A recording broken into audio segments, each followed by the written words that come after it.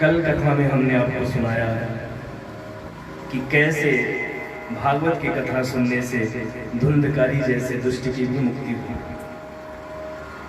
धुंधकारी ने जीवन पर्यंत केवल पापाचार, अत्याचार, अनाचार, दुराचार, व्यभिचार केवल यही किया, इसके अलावा जीवन में कुछ नहीं किया। लेकिन भागवत की कथा सुन लिया तो उसकी भी मुक्ति हुई। सूत जी कहते हैं, धन्यम भागवती वार्ता प्रेत पीड़ा विनाशिनी, सप्ताहोऽपि तथा धन्यः कृष्ण लोक फलप्रदः। कृष्ण लोक की प्राप्ति करते हैं।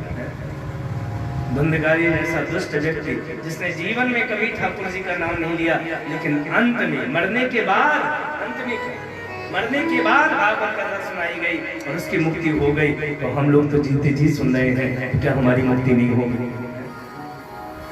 उसने तो मरने के बाद और मुक्त हो गया। धन्यम भागवती वार्ता प्रेत पीड़ा विनाशिनी। ऐसी दिव्य भागवत की कथा, सप्ताह कथा जो भी श्रवण करेगा उसको फिर अपनी मुक्ति के लिए चिंता करने की आवश्यकता नहीं। धुंधकारी के लिए एक दिव्य विमान आया, पीत वस्त्र धारण कर धुंधकारी उस विमान पर बैठकर भगवान के गोलोक धाम को चलते।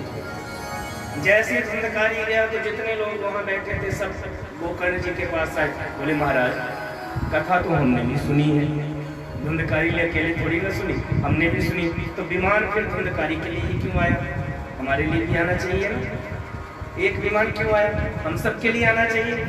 तब गोकर्ण जी ने कहा, श्रवणं समभागेन सर्वे खामिहि दिश्यते, फलभेदः कुतो जातः प्रभुवन्तु हरिप्रिया।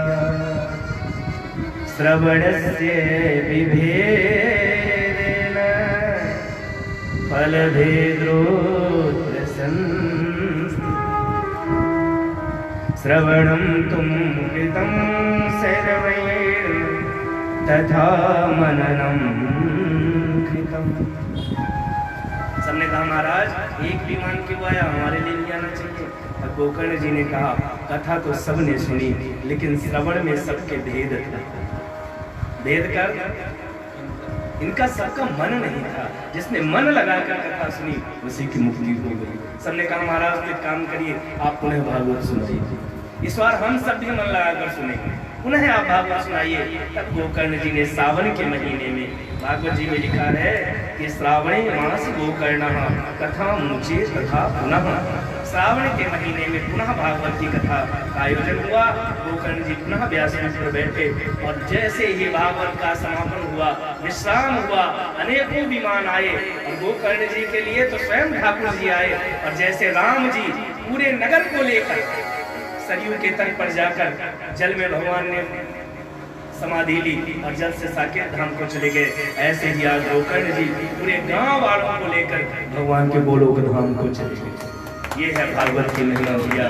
सुनाने वाला भी धन्य हो जाता है और सुनने वाला भी धन्य हो जाता है।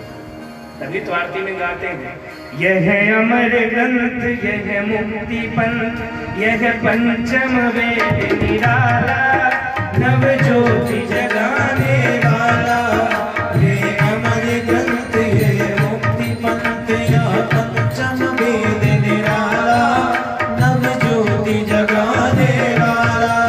श्री राम यही घनश्याम यही, श्री राम यही घनश्याम यही, मेरे राम यही घनश्याम यही, ओ मेरे राम यही घनश्याम यही। प्रभु की महिमा की आरती, पापियों को पाप से है तारन, श्री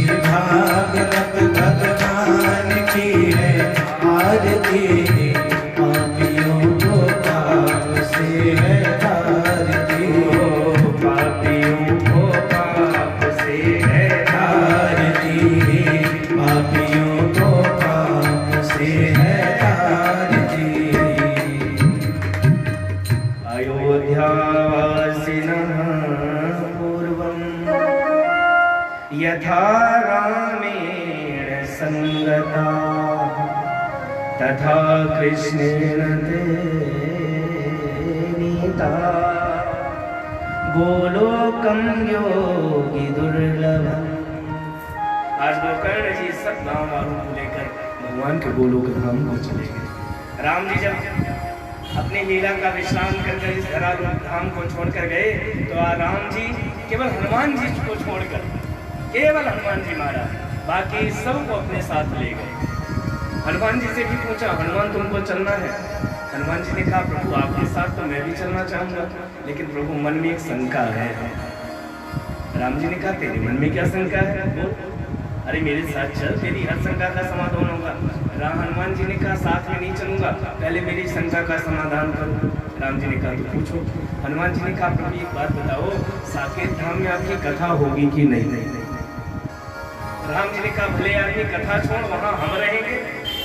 हनुमान जी ने कहा, प्रभु मैं राम के बिना तो रह सकता हूँ, लेकिन मैं राम कथा के बिना नहीं रह सकता।